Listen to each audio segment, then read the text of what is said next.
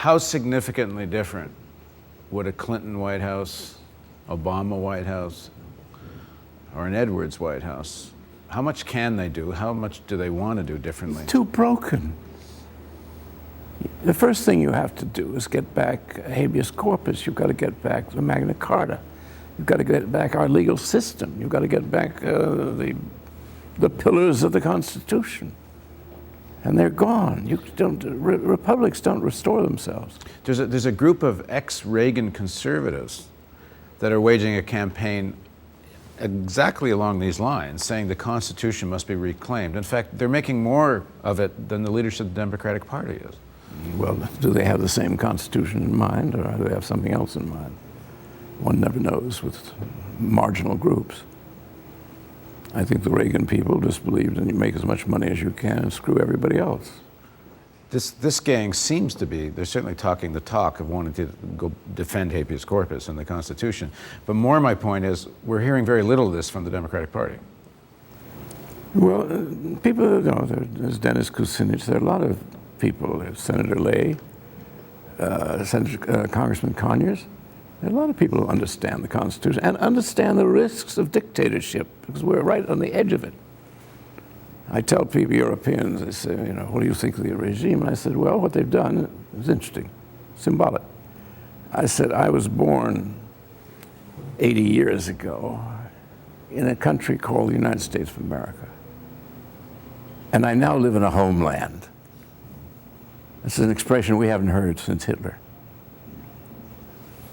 Since they don't know anything about language or politics or thought or anything else, they think it's just a wonderful way of explaining the United States defending itself against its numerous inscrutable enemies.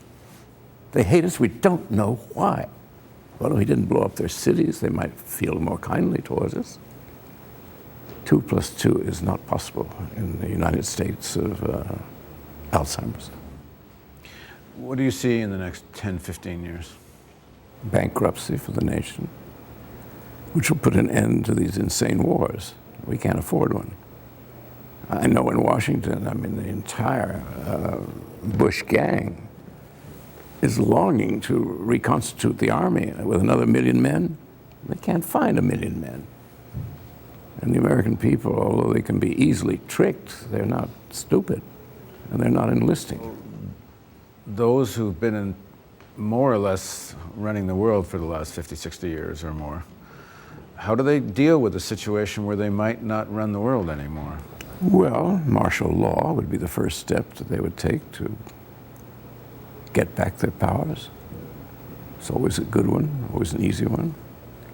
They have all sorts of models, they think, in Abraham Lincoln, but he certainly ruled with dictatorial powers, but the Constitution allowed him to do that, and he was faced with the dissolution of his country, which he cared a lot about.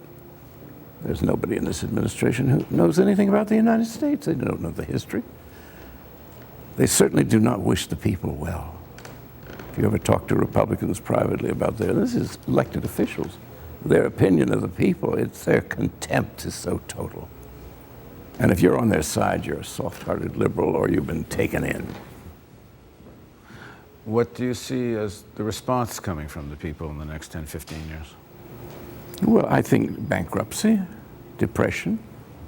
How will people respond? Well, there could be rioting. Certainly when we saw what happened in the late 20s, early 30s.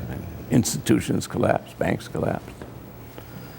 And Roosevelt's swift actions, followed by the brains of Lord Keynes, changed the whole economic structure of the West, much less the United States.